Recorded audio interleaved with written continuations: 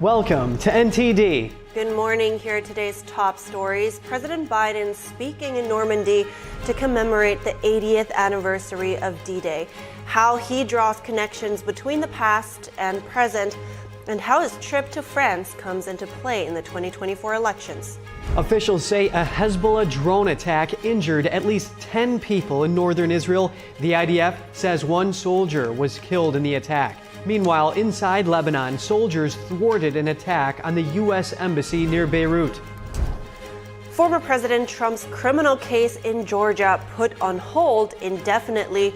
It's while a panel of judges decides whether to disqualify DA Fani Willis. Does this mean Trump won't go on trial there before the election? A legal scholar breaks it down. Trump's campaign has reportedly been vetting potential running mates. Find out whose names made the list ahead of next month's Republican National Convention. Deadly tornadoes strike parts of the U.S., killing a toddler and critically injuring his mom, and triple-digit temperatures as this year's first major heat wave scorches the Southwest.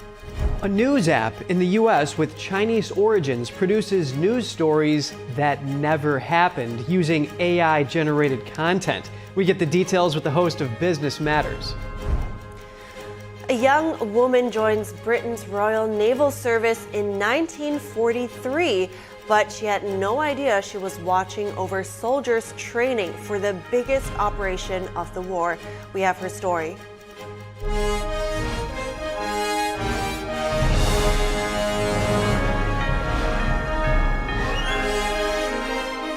This is NTD Good Morning. Live from our global headquarters, here are Evelyn Lee and Kevin Hogan. Welcome to NTD. Good morning, everyone, and welcome. Today is Thursday, June 6th, and to start the broadcast this morning, we're heading to Europe for a big event. Yeah, that's right. It looks like a solemn occasion with all those veterans there. Yeah, and President Biden will be speaking. We're just waiting on that. It's World War II veterans from the U.S., from Britain and Canada will be actually joining 25 heads of states on the beach of Normandy today. So it's going to be a big event. That's amazing. Yeah, and you can bet if my grandfather were still alive, he would be there too. Just waiting to hear what the president has to say. And of course, there's parallels that we expect Biden to draw between Trump's stance on NATO and how he was kind of lighting the fire to get them to pay up and to start pitching in on their defense spending. So we can probably expect to see a little bit of that. That's right. But while we wait for that, we have something else in store. Yes, we're going to go to domestic politics here. In Fulton County, Georgia, an appeals court put former President Trump's criminal case on hold yesterday. This comes as the court schedules oral arguments on his appeal seeking to disqualify District Attorney Fani Willis. This ruling essentially ensures the case will not go to trial before the upcoming presidential election. If Trump returns to the White House, the case will not resume for another 4 years. To learn more about the impact this will have, we speak to John Malcolm. He's the Vice President of the Heritage Foundation's Institute for Constitutional Government and the Director of the Meese Center for Legal and Judicial Studies. Good morning, John. Thank you for being here. Will there definitely be oral arguments on October 4th, or might the appeals court just rule on filings that have already been made without hearing arguments? How does that work? Well, they could do that, but I don't think they're going to do that. I mean, this is an important case, has a high degree of public interest in it, and I believe they will hold oral argument on October 4th. And clearly they made two determinations, I think, yesterday. One is that these are very serious issues that could result in Fani Willis and her office being disqualified. And two, in light of that it was fundamentally unfair to put the remaining defendants to all of the time and expense of litigating pretrial issues when the case may end up being dismissed or at least reassigned to another prosecutor. John, so does this timeline mean that Trump will not go on trial in Georgia before the November election? There's no way he is going to go on trial before the November election. I thought with, 14 defendants left and a lot of pretrial motions still to be decided, that it was highly unlikely that the case was going to trial before the November election anyway. Now it will be impossible. Yeah, and John, just as this case has no trial date set, same with the documents case down in Florida. Do you have any information on the panel of judges in the appeals court who are going to decide this? Todd Merkel, Trenton Brown, and Benjamin Land. Have they shown any indication of how they usually rule on questions like this? No, I don't know them. I used to live in Atlanta, Georgia, but they've been appointed to the bench since I left. They were, of course, appointed by Republican appointees, so they're not going to have the same kind of bias that Fani Willis has, being an elected official in an overwhelmingly Democratic county. But I don't know anything about them, but they will certainly hear the case. And then whatever the ruling is, I'm quite sure it's going to then be appealed to the Georgia Supreme Court. Would any of the happenings in the lower court affect this appeals court decision, such as Prosecutor Nathan Wade stepping down or any other such things? Well, that's all now part of the record, including the evidentiary hearing in which, he testified and his former law partner testified and Ms. Willis testified. So there is a record about how much money he was paid by the Fulton County District Attorney. It was over $728,000. About the trips that Nathan Wade and Fani Willis took together to Aruba and to Napa Valley and to Miami and other places. And the whole story about, she paid him in cash. Scott McAfee at the time said that there was an odor of mendacity about her testimony. I certainly think that's true. And he thought it was a very, very close case as to whether or not she should be disqualified. And that is the very issue. It's not just, by the way, that. I mean, she also, when this issue got raised, gave a publicized and broadcast speech in a church saying that anyone who tried to disqualify her was essentially a racist. Prosecutors are supposed to charge people in court. She has alleged that these people have committed crimes. She has now tried to ding them by labeling them racists as well. That was highly improper, and that's going to be one of the things that the Court of Appeals is going to consider as well. What would happen if this goes to trial between the election day and then inauguration day, were Trump to be elected? Well, I don't think it will go to trial before Inauguration Day. I mean, again, the hearing is going to be October 4th. Let's assume they issue an opinion in 2 weeks, which is lightning fast. That will then be appealed to the Georgia Supreme Court. They will no doubt hear argument given the gravity of this case, and there's no way they're going to reach a decision before Inauguration Day. And if they did reach a decision before Inauguration Day and Donald Trump won, then any sentence would be put indefinitely on hold while he serves as president, because there's no way that he can be sitting in a Fulton County prison cell or in home confinement and running the country at the same time. Very interesting. John, is there any way the Supreme Court could get involved in this depending on how the rulings shake out? The U.S. Supreme Court, I don't think so. They certainly won't immediately. I think that his attorneys are going to ask the U.S. Supreme Court to intervene in the New York criminal case where he was just convicted. I think it's more likely that the Supreme Court is already considering Trump's immunity argument in the D.C. Criminal case, which, by the way, their ruling could also impact this Georgia case. And there are lots of issues being raised before Judge Eileen Cannon in the Florida classified documents case, including whether Jack Smith can even serve as the prosecutor. She's going to hear argument on that issue on June 21st. So there are a lot of issues in that case that may ultimately make their way to the U.S. Supreme Court. The Georgia case, a little less likely. John Malcolm at the Heritage Foundation, thank you for the detailed analysis. Great to be with you. And Judge Eileen Cannon is once again delaying key legal proceedings in former President Trump's classified documents case. She's now scheduling a major hearing to discuss Trump's challenge to the legitimacy of Special Counsel Jack Smith. The move indicates she might be open to dismissing the special counsel's authority. In an unusual step, Cannon is allowing political partisans and constitutional scholars to join the arguments in the hearing. She also is considering a gag order to limit Trump's public comments on law enforcement. Cannon will hear arguments on those issues and others the week of June 21st. At the same time, she delayed other hearings without setting a new date. The delays are a significant legal win for Trump, who also scored a major victory in Georgia yesterday, where the state court of appeals put the election subversion conspiracy case there on hold indefinitely. And reports say former President Trump's campaign is vetting potential running mates.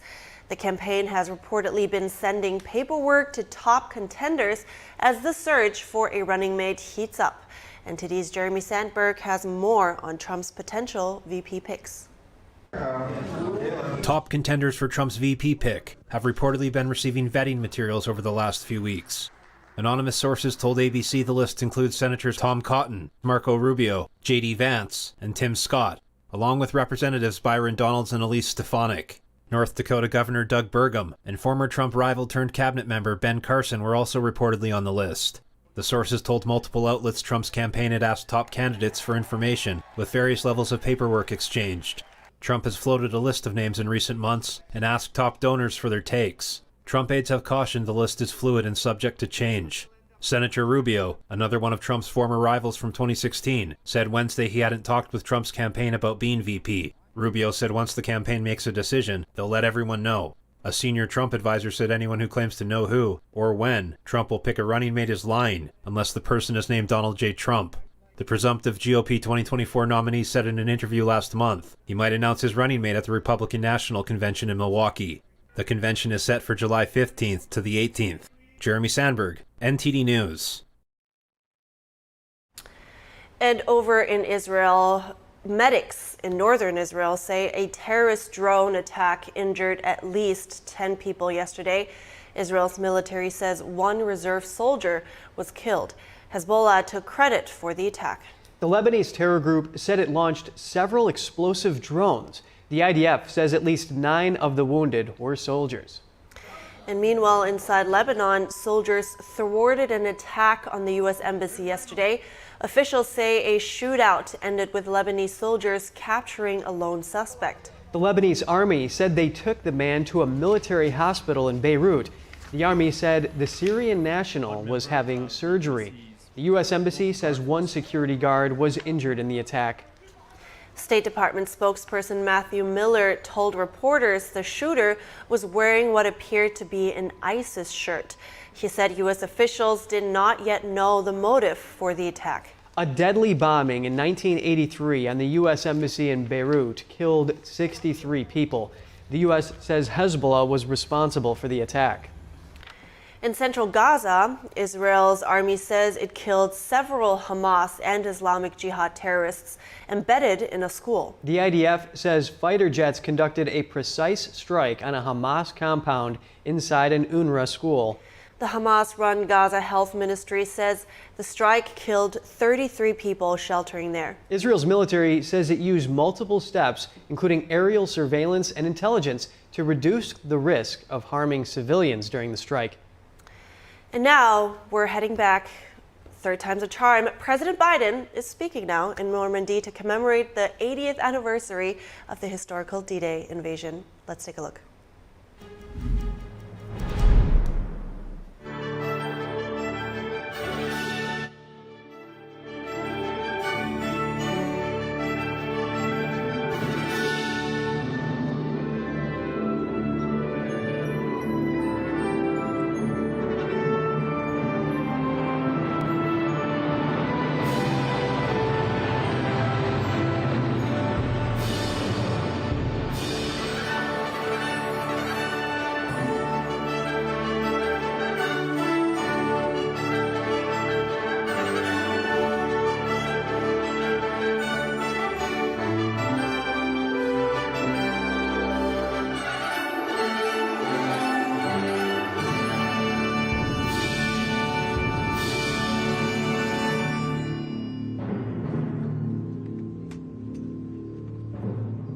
Distinguished guests, the President of the United States of America and Dr. Biden, accompanied by the President of the French Republic, Mrs. Macron. Chers invités, le Président des États-Unis d'Amérique et la Dr. Biden, accompagnés du Président de la République française et de Madame Macron.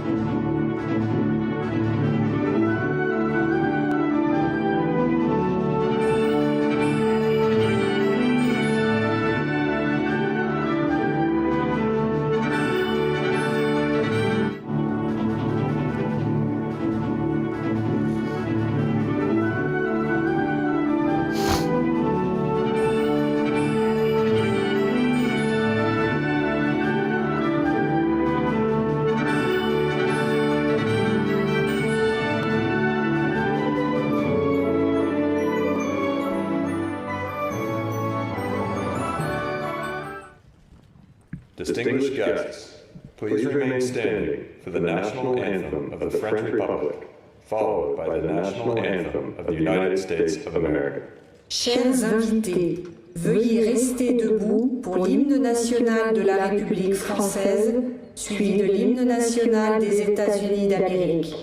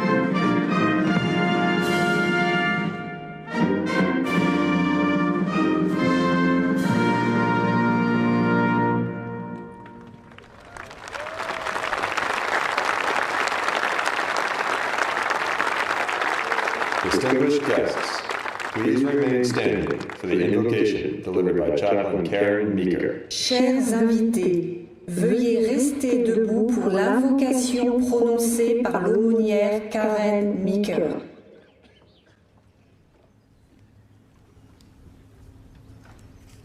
Let us bow our heads in humble reverence and solemn remembrance. Let us pray.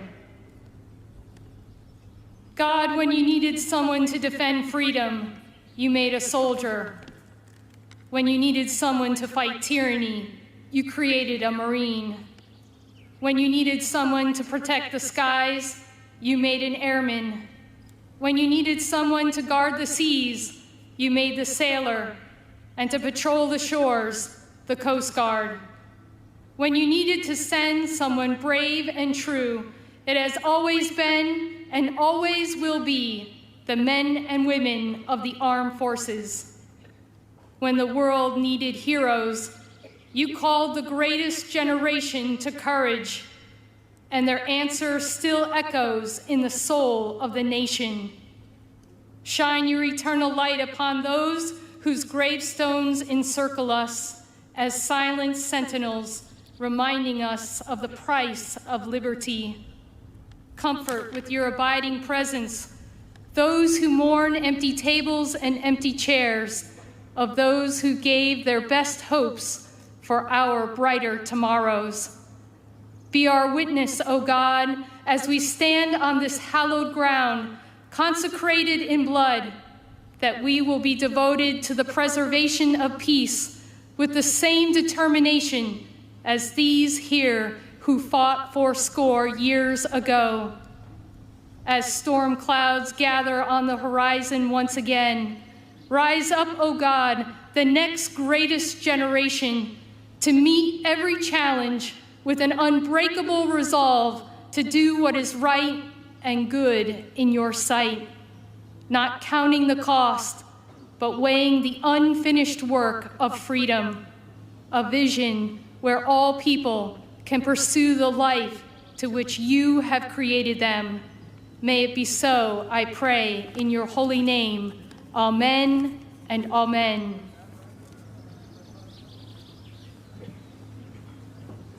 Distinguished guests, please take your seats. Chers invités, veuillez prendre place.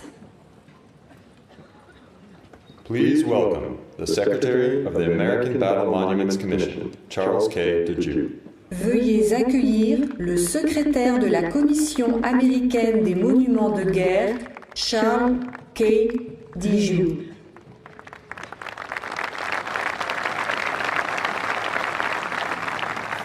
Thank you, President and First Lady Biden, Présidente et Madame Macron, ladies and gentlemen, welcome to the American Battle Monuments Commission, Normandy American Cemetery.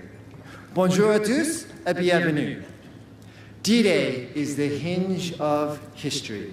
It is here we reflect the very best of America's values.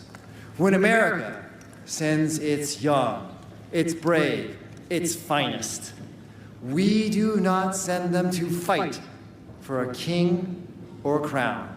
We do not fight for a sect or a denomination. We do not fight for a motherland or a fatherland. No, and we never, ever fight for conquest or plunder or enslavement of another people. When America is at its best, America sends its young, its brave, its finest to fight for simple, humble values. The values of freedom, liberty, and democracy. And when the job is done, when the mission is accomplished, when the tyrant is taken down and democracy is stood up, America does something unique in the history of mankind. We go home. All that America asks for in return for the sacrifice of our young, our brave, and our finest are a few small plots of land to bury our dead. All of you are seated here in one of those small plots of land. That is why this date, June 6th, this place, Normandy, and this ceremony here is so important. It is a reminder to all of us of the true cost of war and the real price of freedom. It is a price that we paid on D-Day 80 years ago. It is a price that we remind all authoritarian dictators today that if necessary, we will pay that price again to ensure the success of freedom. And that is ultimately why France knows, the United States knows, and we know. La France connaît, et les États-Unis connaissent, et nous connaissons that the world's most powerful weapon system is not a T-72 manned by mercenaries. It is not a Fujian aircraft carrier patrolling artificial islands. It is not a suicide terrorist killing and slaughtering innocents. No. The world's most powerful weapon system was, is, and shall forever be a free people willing to fight for freedom. Ladies and gentlemen, thank you for coming here. Thank you for remembering here. Thank you for renewing your faith in freedom. Je voudrais dire merci beaucoup. May God bless each and every one of you, France and the United States of America.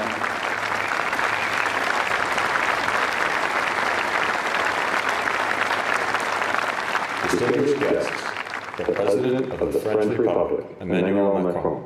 Chers invités, le président de la République française, Emmanuel Macron.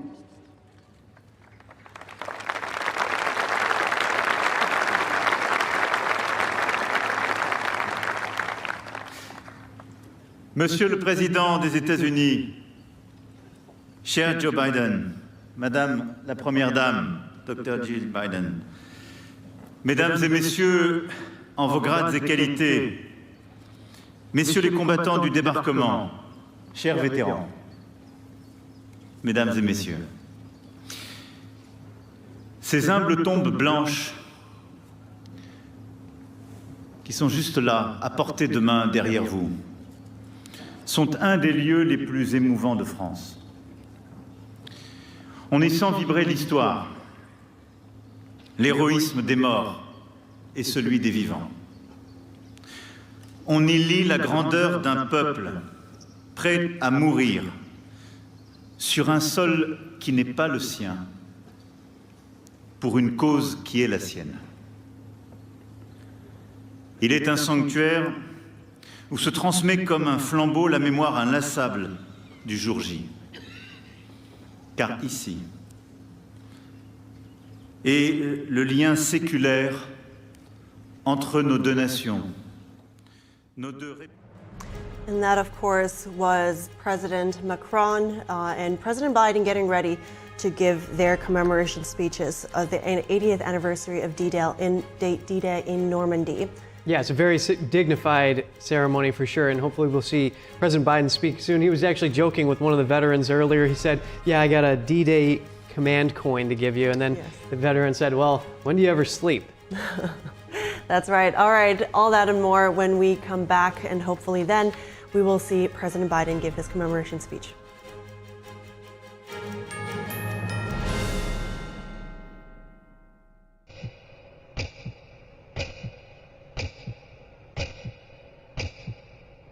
بیست و سه سال 16 سال عمري ما هفت اما داعش کردیم برانبر خشک و دایکانی ازدی اما کاری که دور لهمو چمک دموکراسی و موافقانی مرو و انسانیت او بارو خی که است های به تایبت لایران خوشبوریا بشه که دگرت و با حالانه که اداره اوباما کرد مریم بو او هفت روز من بو و داعش ذکرت تامبوم كرا قوتينيز قريا بما متشكر بهار في ذا نبو باوان رحم نبو قدامنا سؤالان من خادران نزل باوان رستم بس وانا قوبس ناش بجوش باش. They would literally be auctioned in front of soldiers, and then the soldiers begin to bid. زارودان همو جيبري تي حملي زارود الدم واسسيبان همو جيبري وحشیگریه که توا عیاره ظلمی که یک جار گرگ اوره لما افرطانه کرا و تعدایی که زور زوریان میده که همانه روزانه دست فروشیده.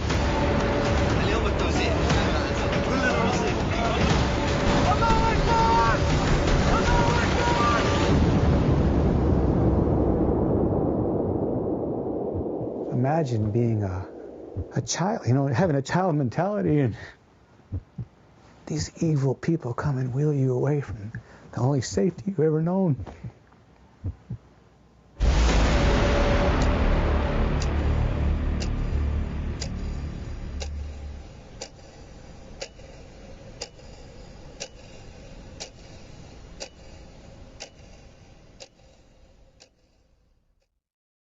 What do you do when your tire goes flat and there's no air anywhere? You reach for Bullseye Pro, the smarter, faster, hands-free way to fill it up with air. Bullseye Pro is equipped with a rechargeable lithium-ion power plant. So fast and so convenient. It's like the power of an air compressor in the palm of your hand. Look, you can inflate all 4 tires on a single charge. It has a built-in smart pressure digital sensor that gauges and automatically stops when the set tire pressure is reached. Easily inflate pool toys, exercise balls, and more. Call or go online now and get the complete Bullseye Pro inflation system for the factory direct price of just $79.99. Plus, we'll ship your entire order free, and we'll give you a 50% discount on a second one. Order now. To order, call 1-800-984-7221. That's 1-800-984-7221, or go to getbullseyepro.com.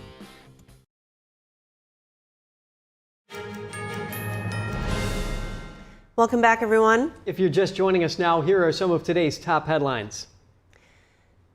President Biden is in Normandy to commemorate the 80th anniversary of the historical D-Day invasion. He will be joined by key U.S. allies and as well several high-profile leaders from Congress. He hails alliances and vows to defend freedom as he seeks to convey a 2024 message on his trip to France. And medics in northern Israel say a terrorist drone attack injured at least 10 people yesterday.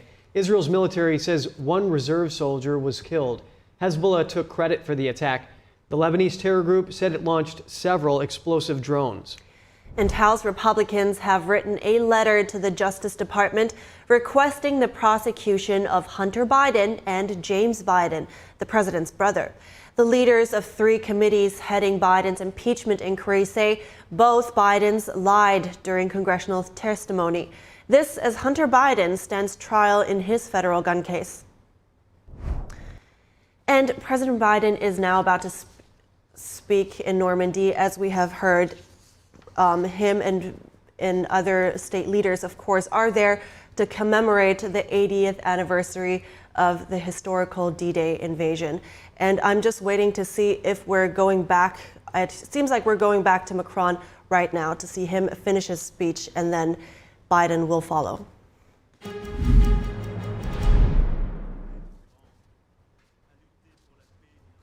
Jamais chez vous, sur le sol de France. Et nous n'oublions pas.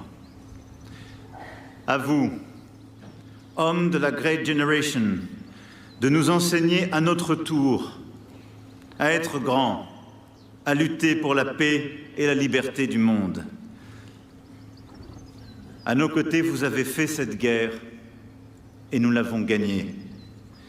Alors pour vous qui êtes là, et pour vos camarades qui ne le sont plus, et dont vous portez la mémoire en ce jour, pour votre bravoure au service de notre liberté, j'ai l'honneur de vous remettre les insignes de chevalier de la Légion d'honneur. Merci.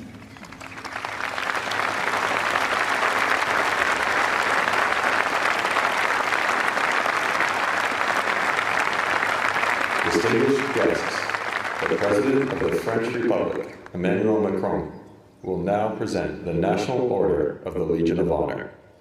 Established in 1802 by Napoleon Bonaparte, the Legion of Honor is France's highest decoration and recognizes eminent services to the French Republic. This distinguished award to these American veterans acknowledges their service and participation in the liberation of France during the Second World War.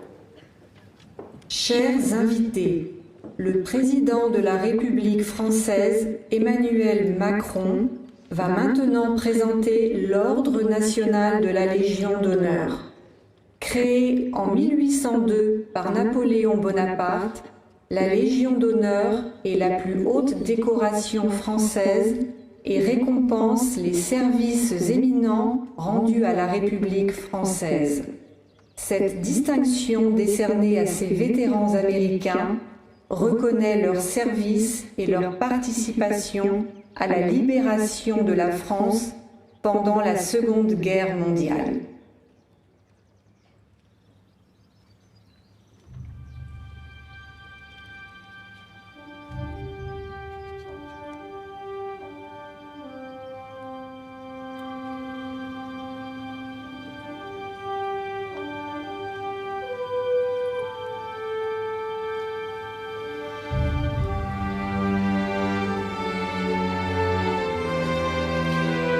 Monsieur Hilbert Margol, au nom de la République française, nous vous faisons chevalier de la Légion d'honneur.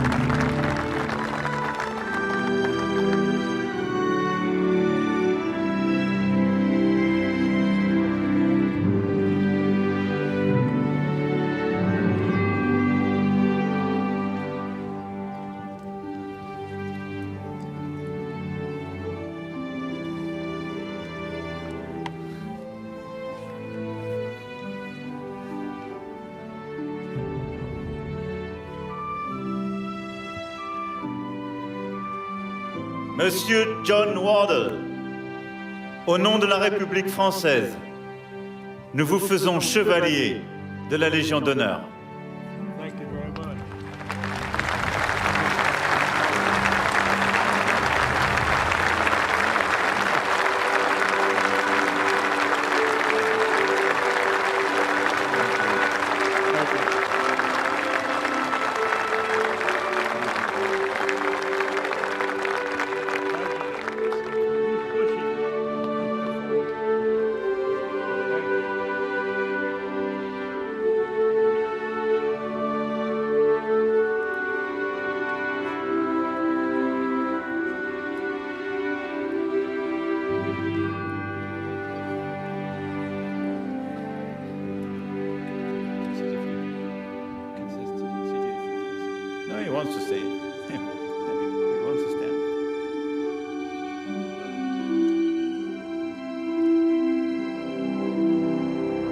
Monsieur Robert Pelligot, au nom de la République française, nous vous faisons chevalier de la Légion d'honneur.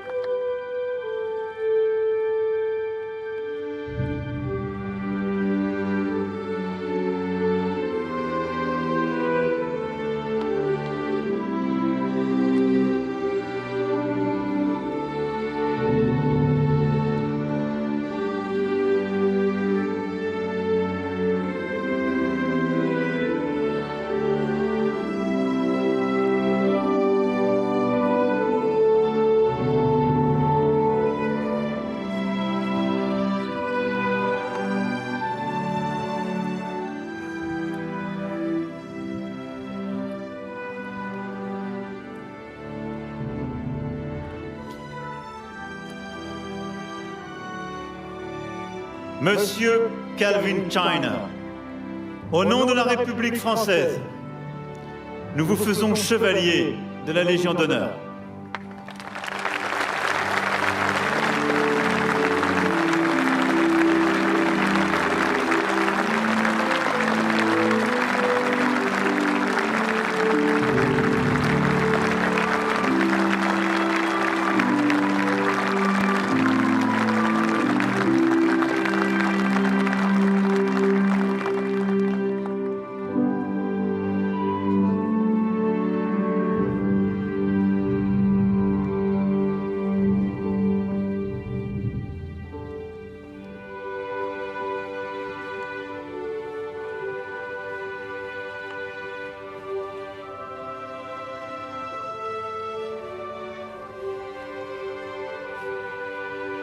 Monsieur Edward Berthold, au nom de la République française, nous vous faisons chevalier de la Légion d'honneur.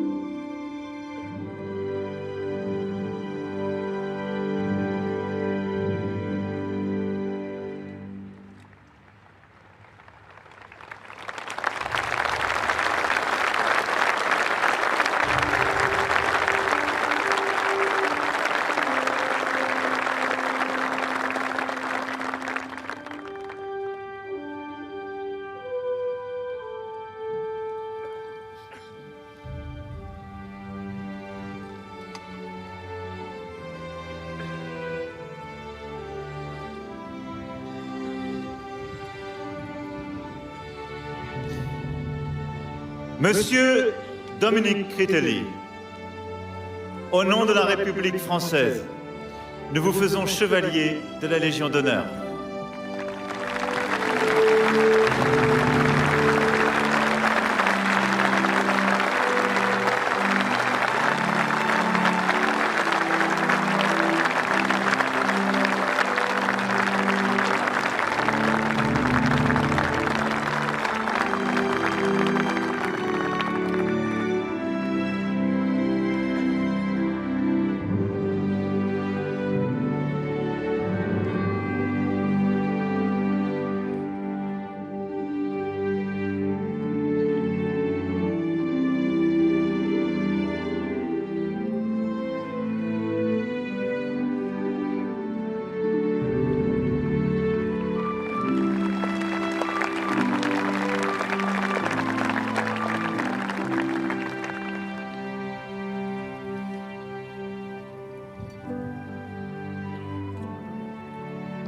Monsieur Bill Cassasa,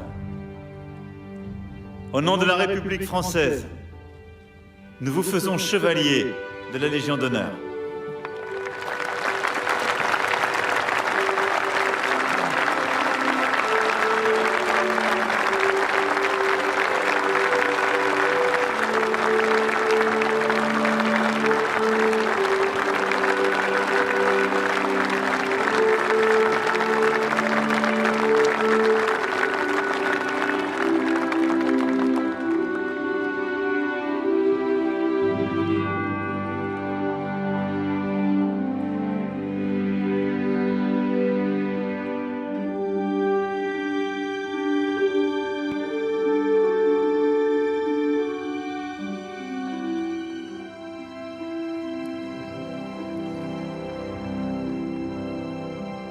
Monsieur Victor Channing, au nom de la République française, nous vous faisons chevalier de la Légion d'honneur.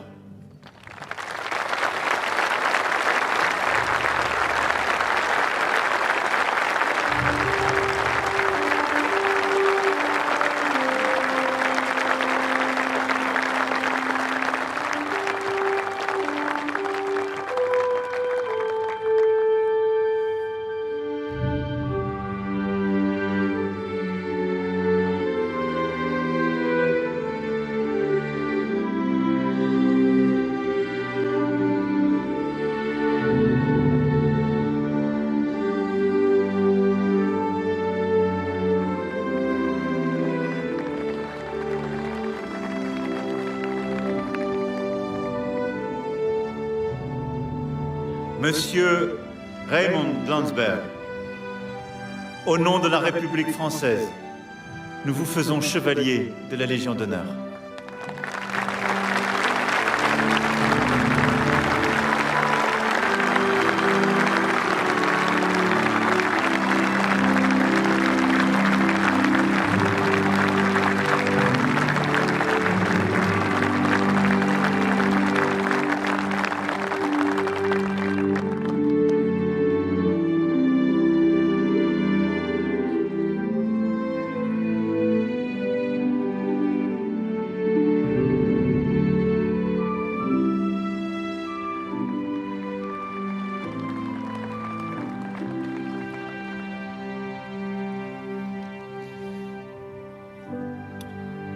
Monsieur Richard Thwart, au nom de la République française, nous vous faisons chevalier de la Légion d'honneur.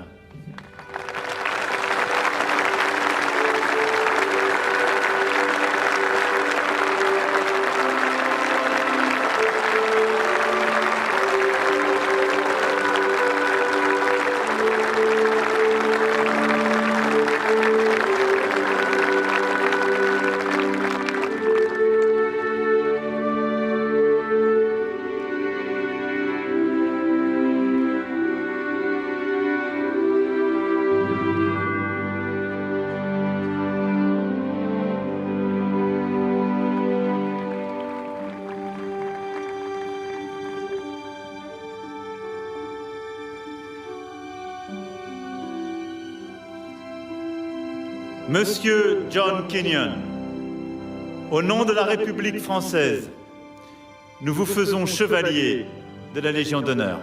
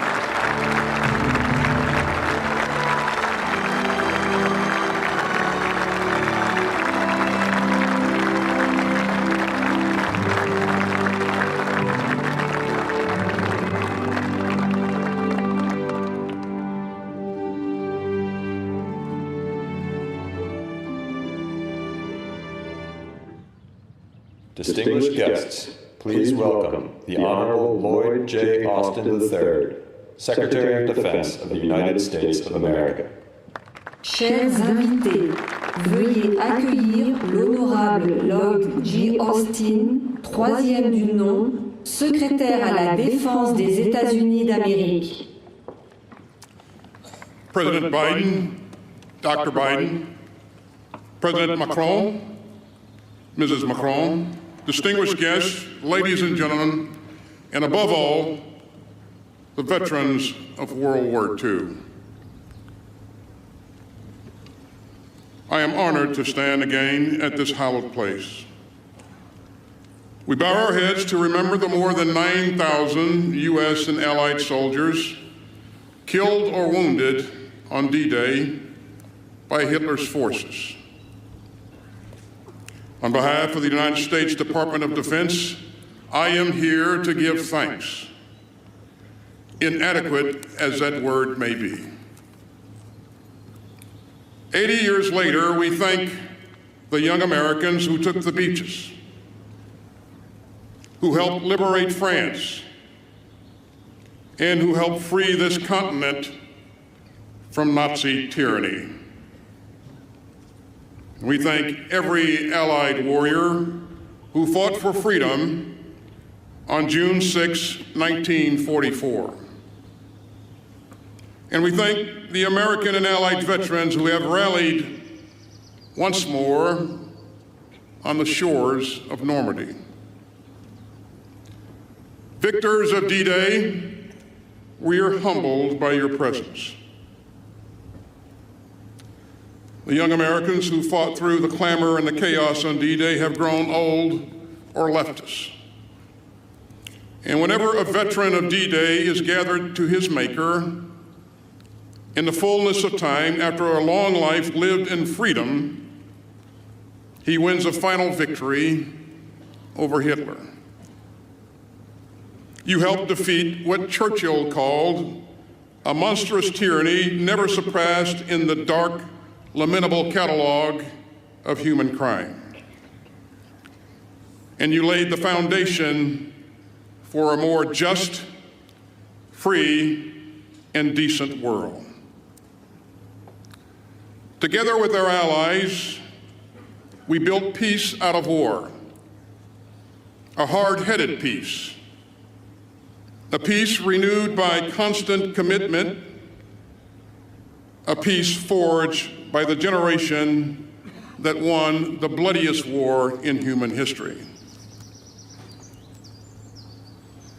And so our gratitude must never fade. Our memories must never dim, and our resolve must never fail. We still seek a world where aggression is a sin, and where human rights are sacred, and where all people can live in freedom. And so we must rally again to defend the open, post-war world of rules, rights, and responsibilities. Those rules protect us. Those rights define us. And those responsibilities summon us once more. At this hinge in history, we must again stand firm against aggression and tyranny. And as I said here last year, if the troops of the world's democracies could risk their lives for freedom then, surely the citizens of the world's democracy can risk our comfort for freedom now. So let us again uphold the spirit of D-Day. Let us again defend the principles that the Allied armies carried. And let us again thank the heroes of D-Day who kept freedom alive for us all. You saved the world.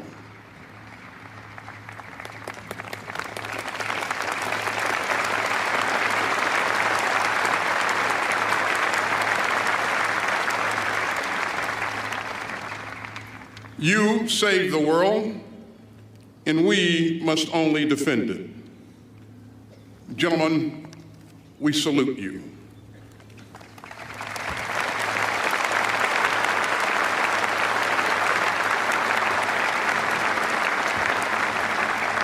May God bless the American and Allied troops who fought here. May God bless the United States of America, and may God bless all who cherish human freedom. Thank you.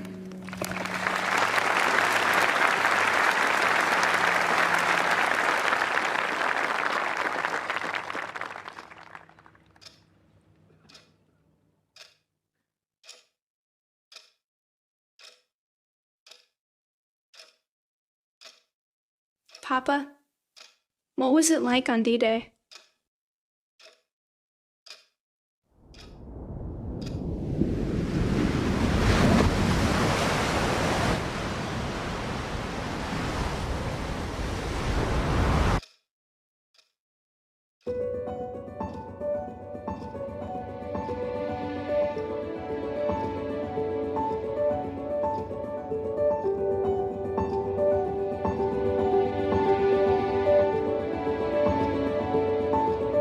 We had no idea what we were going to do or where it would happen, but it was the beginning.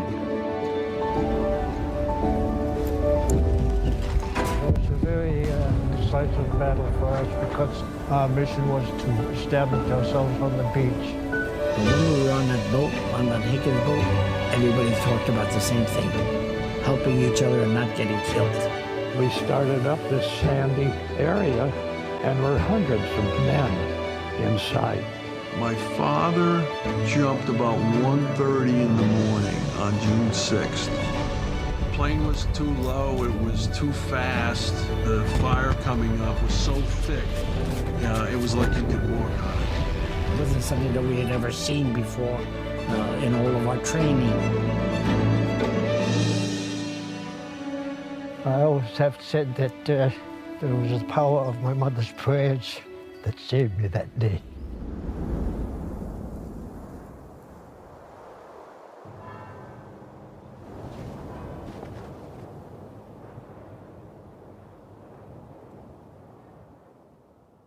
And it gets to me thinking about it. But as I look over those crosses, I see people standing up, even waving. I have to go back because there's something there that draws you back. I have a very close friend that I knew by the name of Edward Mirosevic. He had received a very bad stomach wound, and I could not even bandage it properly. We said goodbye to each other forever. He's laying here on the cemetery here in Colville. I think of the many men here that paid the ultimate price for the freedom of Europe. Young people want to know and need to know. Everybody I saw that I was glad to fight alongside them, they were willing to stand up. And not all of them came back. And they all have a story to tell. And it's our responsibility to tell those stories. People will not be forgotten as long as we keep talking about them.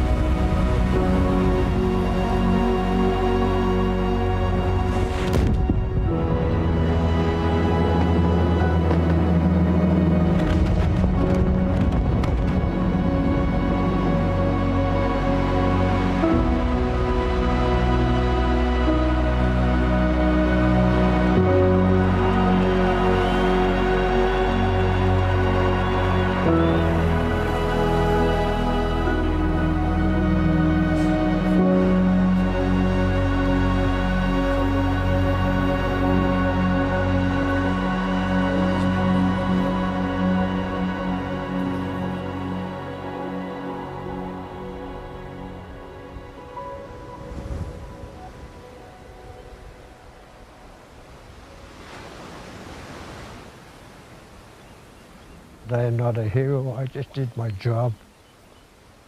The real heroes are laying here on the cemeteries. These are our heroes, and we should never forget them.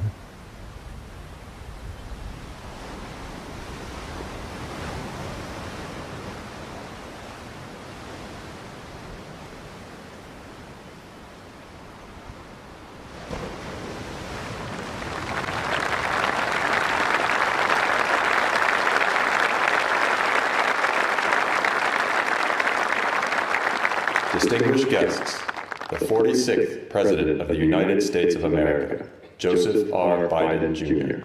Invité d'honneur, le 46e Président des États-Unis d'Amérique, Joseph R. Biden, Jr.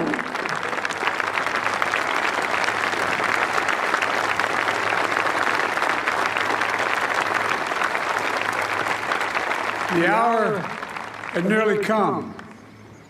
Monday, June 5th, 1944. The evil of Hitler's Third Reich was devastating the world. Nazi Germany had subjugated the once free nations of Europe through brute force, lies, and twisted ideology of racial superiority. Millions of Jews murdered in the Holocaust. Millions of others killed by bombs, bullets, bloody warfare. Hitler and those with him thought democracies were weak, that the future belonged to dictators. Here, on the coast of Normandy, the battle between freedom and tyranny would be joined. Here, on that June morning, the testing was at hand. President Macron, Mrs. Macron, Secretary Austin, Secretary Blinken, distinguished guests, most of all, our honored veterans who met that test at the ages, a test of ages to that moment, 80 years ago today.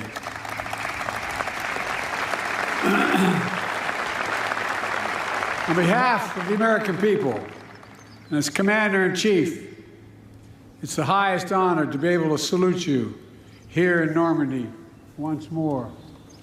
All of you, God love you.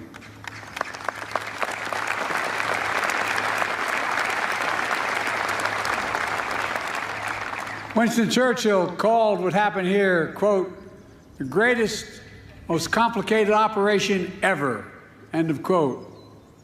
After years of planning, Operation Overlord was ready to launch just as soon as the weather turned. Across the choppy English Channel, the Supreme Commander of the Allies, Dwight D. Eisenhower, waited.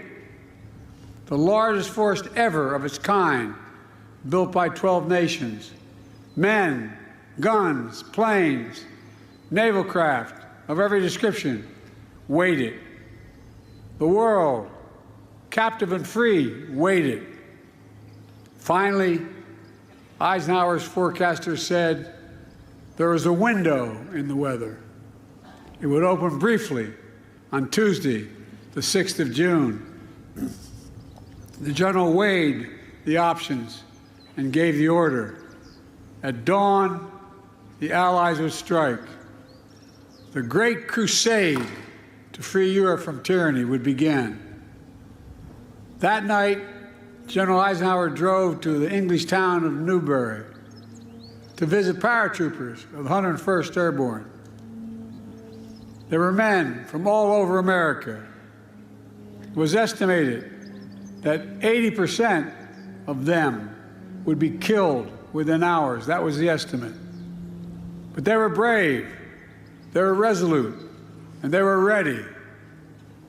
One soldier told General Eisenhower, quote, "Don't worry, sir. The 101st is on the job. Everything will be taken care of." That's what he said. And because of their courage and their resolve, because the courage and resolve of their allies, it was taken care of. From the sea and sky, nearly 160,000 Allied troops descended on Normandy. Many, to state the obvious, never came home. Many survived that longest day, kept on fighting for months until victory was finally won. And a few, a notable band of brothers, are here with us today. Kenneth Blaine Smith is here.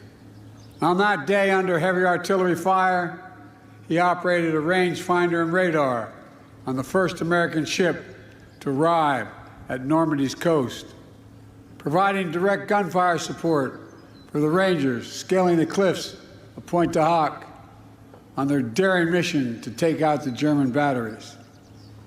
Bob Gibson is here.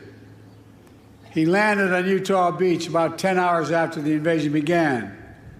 Bullets flying everywhere, tracers lighting up the sky. Bob drove an M4 tractor with anti-aircraft gun mounted on top, providing critical protection for the infantry against the German Air Force. On that day, and for many days after, he continued. Ben Miller is here, a medic with the 82nd Airborne. At 3 a.m. on June 6th, he and 13 other medics flew over the channel in a rickety glider. Its wings were ripped off by giant poles that the Germans buried halfway in the ground to stop them from landing. They crashed, but they survived. And they did their duty, dragging injured soldiers to safety, treating wounds, saving lives while the battle raged. Every soldier who stormed the beach, who dropped by parachute or landed by glider, every sailor who manned the thousands of ships and landing craft, every aviator who destroyed German-controlled airfields, bridges, and railroads, all were backed by other brave Americans, including hundreds of thousands of people of color and women who courageously served despite unjust limitations on what they could do for their nation. Lewis Brown is here, part of the Red Ball Express, a truck convoy made up of mostly African-American drivers. They landed in Normandy in the wake of D-Day. They rushed supplies to the rapidly advancing front lines. Woody Woodhouse is here, members of the legendary Tuskegee Airmen, who flew over 15,000 sorties during the war. Marjorie Stone is here. She enlisted in the women's branch of the Naval Reserve, became an aircraft mechanic, spent the war keeping American planes and pilots in the air. Theirs has always been the story of America. Just walk the rows of this cemetery as I have. Nearly 10,000 heroes buried side by side, officers and enlisted, immigrants and native-born, different races, different faiths, but all Americans. All served with honor when America and the world needed them most. Millions back home did their part as well. From coast to coast, Americans found countless ways to pitch in. They understood our democracy is only as strong as all of us make it together. The men who fought here became heroes, not because they were the strongest or toughest or most fiercest, although they were, but because they were given an audacious mission, knowing, every one of them knew, the probability of dying was real.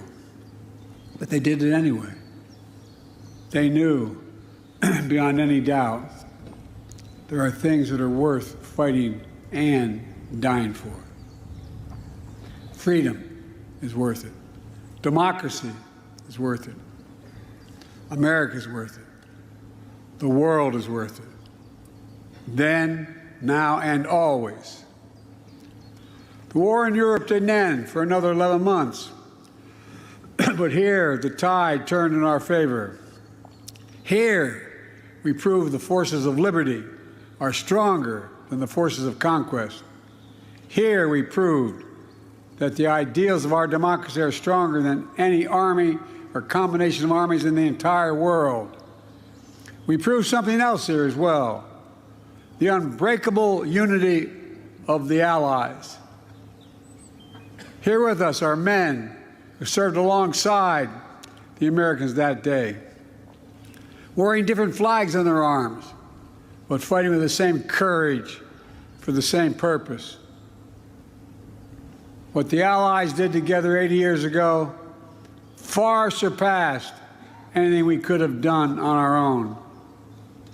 It was a powerful illustration of how alliances, real alliances, make us stronger. A lesson that I pray we Americans never forget. Together we won the war. We rebuilt Europe, including our former enemies. It was an investment in what became shared and a prosperous future. We established NATO, the greatest military alliance in the history of the world. And over time, you got it, it is. And over time, we brought more nations into NATO, the NATO alliance, including the newest members, Finland and Sweden.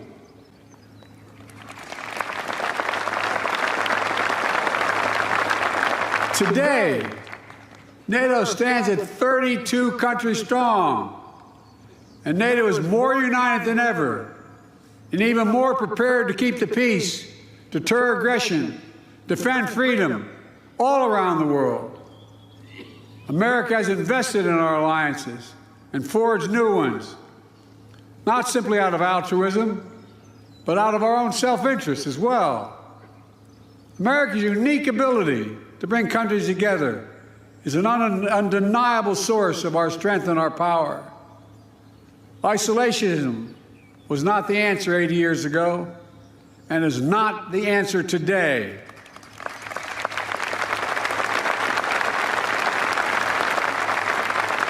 We know the dark forces that these heroes fought against 80 years ago. They never fade. Aggression and greed, the desire to dominate and control, to change borders by force, these are perennial. The struggle between a dictatorship and freedom is unending. Here in Europe, we see one stark example. Ukraine has been invaded by a tyrant bent on domination. Ukrainians are fighting with extraordinary courage, suffering great losses, but never backing down.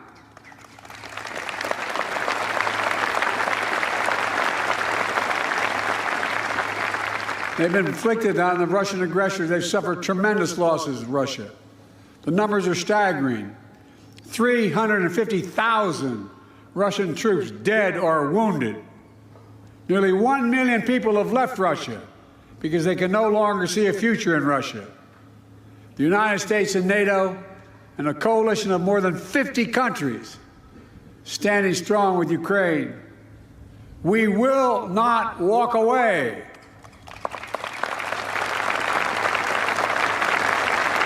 Because if we do, Ukraine will be subjugated and will not end there. Ukraine's neighbors will be threatened. All of Europe will be threatened. And make no mistake, the autocrats of the world are watching closely to see what happens in Ukraine, to see if we let this illegal aggression go unchecked. We cannot let that happen. To surrender to bullies, to bow down to dictators is simply unthinkable.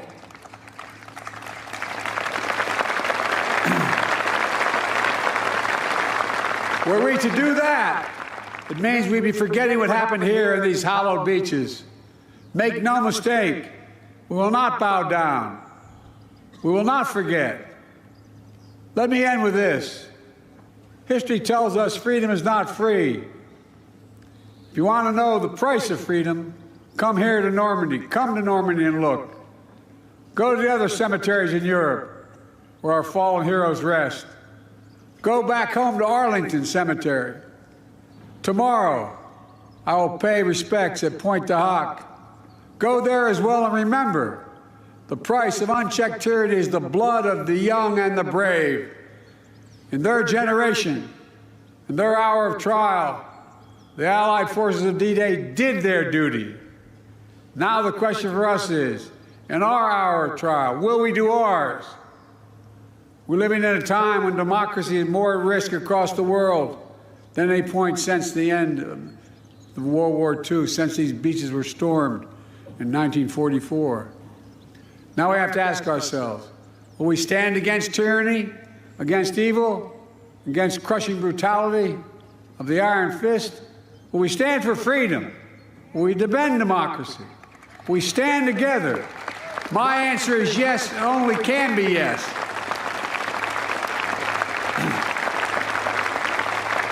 We're not far off from the time when the last living voices of those who fought and bled on D-Day will no longer be with us. So we have a special obligation. We cannot let what happened here be lost in the silence of the years to come. We must remember it, must honor it, and live it. And we must remember the fact that they were heroes here that day does not absolve us from what we have to do today. Democracy is never guaranteed. Every generation must preserve it, defend it, and fight for it. That's the test of the ages. In memory of those who fought here, died here, literally saved the world here, let us be worthy of their sacrifice. Let us be the generation that when history is written about our time, in 10, 20, 30, 50, 80 years from now, it'll be said, when the moment came, we met the moment. We stood strong. Our alliances were made stronger. We saved democracy in our time as well. Thank you very much, and may God bless you all. May God protect our troops. Thank you.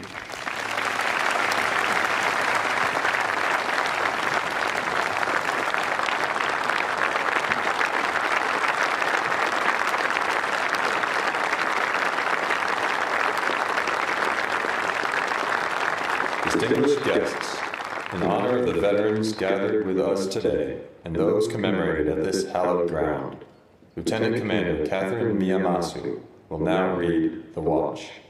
Chers invités, en l'honneur des vétérans réunis avec nous aujourd'hui et de ceux qui sont commémorés dans ce lieu sacré, la capitaine de corvette Catherine Miyamasu va maintenant lire The Watch, la garde. Detail! Attention!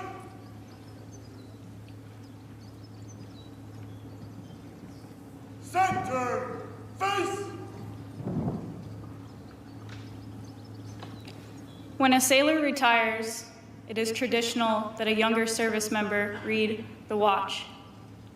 Today, we want to read the watch for all World War II veterans here today, both behind us and all around us.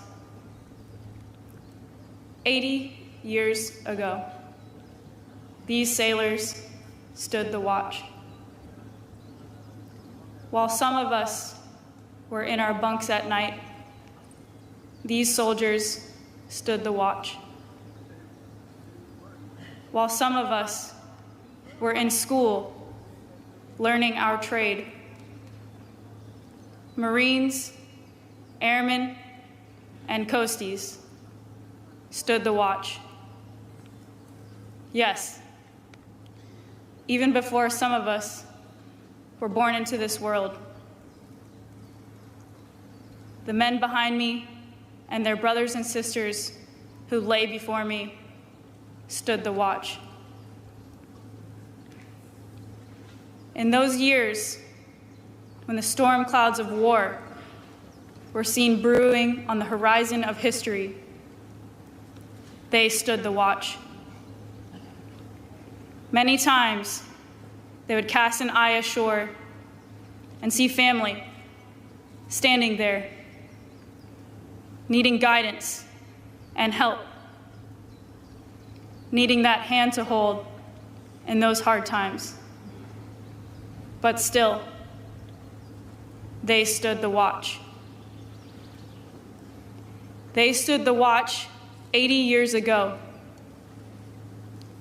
They stood the watch so that we, our families, and our fellow countrymen and women can sleep soundly in safety each and every night, knowing that these veterans stood the watch. Today, we are here to say, World War II veterans, the watch stands relieved. Relieved by those you have trained, guided, and led. American World War II veterans, you stand relieved. We have the watch. Freeze and arms!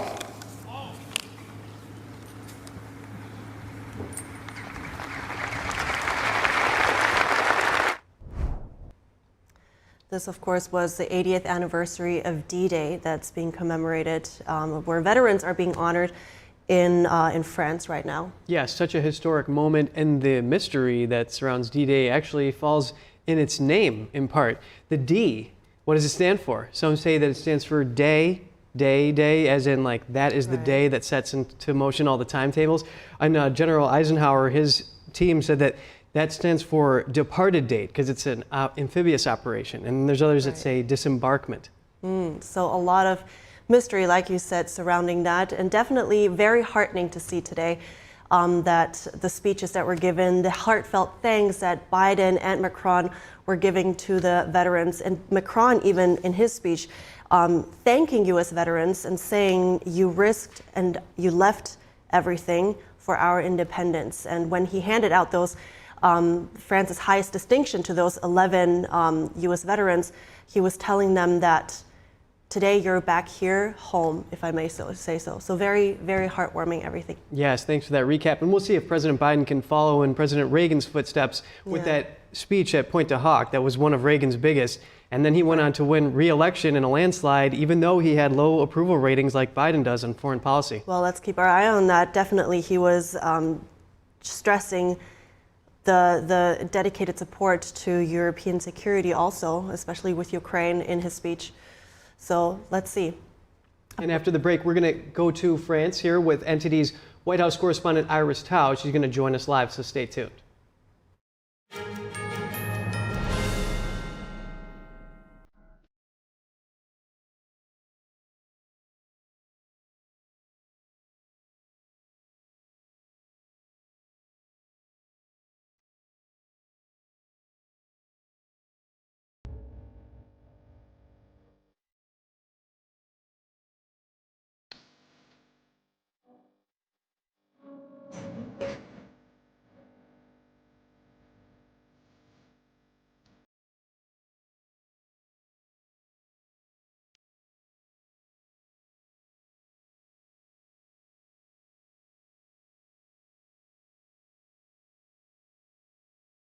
Lord Heavenly Father, I pray to you today to guide us tomorrow. Give us strength as we face death. Help us not to be afraid, as we know that we are going to be coming to your kingdom. Do you know that Cars for Compassion is the best way to donate your car? Through this non-profit program, you can not only help us keep bringing the world independent and daringly truthful journalism, but also significantly impact the life of somebody who needs a vehicle. The Epoch Times fights misinformation and big tech censorship by being independent and unbound to advertisers. Every single contribution to Cars for Compassion is a powerful endorsement of our unwavering mission. All you have to do is go to carsforcompassion.org and let us know about your car, and we'll schedule a pickup time and email you a tax-deductible receipt. To do this, just click the link below. Support truth, compassion, and hope. Donate your car right now at www.carsforcompassion.org. When I drink it, the first thing was I feel the warmth in my tummy. It's kind of like gently radiating out, a kind of a very comforting warmth. And it was really good, actually. I felt much better. I did feel, actually, an effect. And I find that it is actually better when I take it regularly. It's actually steamed and dried 9 times. And so it's really, the essence is really extracted. Then the second time I tried it really like on an empty stomach and just just 2 teaspoons of it and over a few times. And wow, that was a big difference because suddenly I could feel, wow, I was very good energized. I didn't have to eat. I could work outside in the garden for a couple of hours and I still felt very well. And I was impressed by that. So I think it's a good product.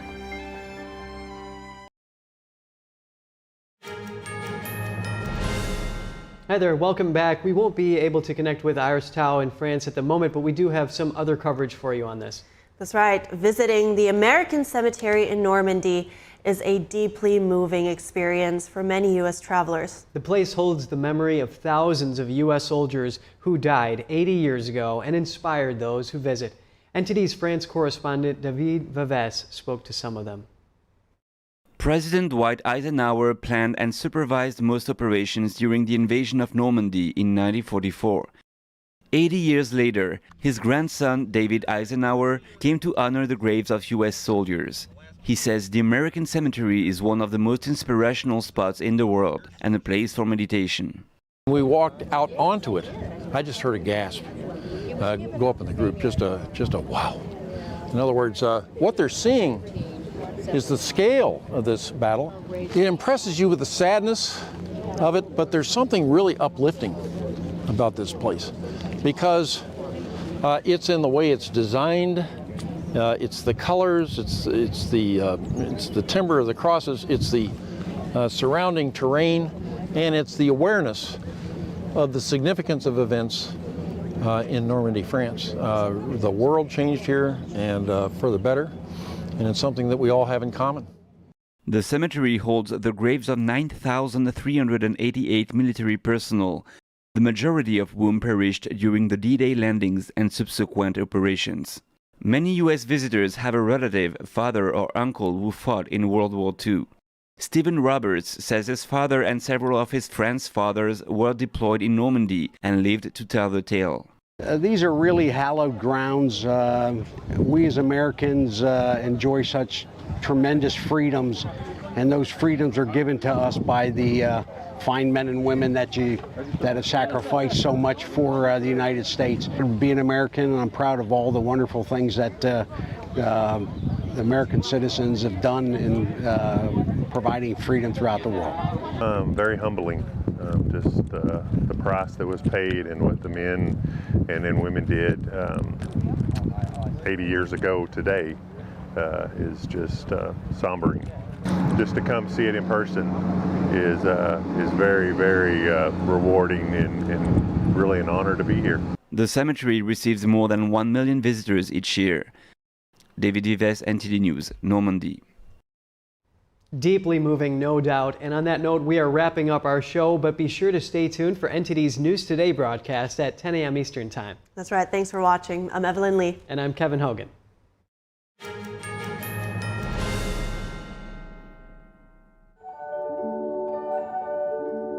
There's always a searching process for beauty. You know it when you see it.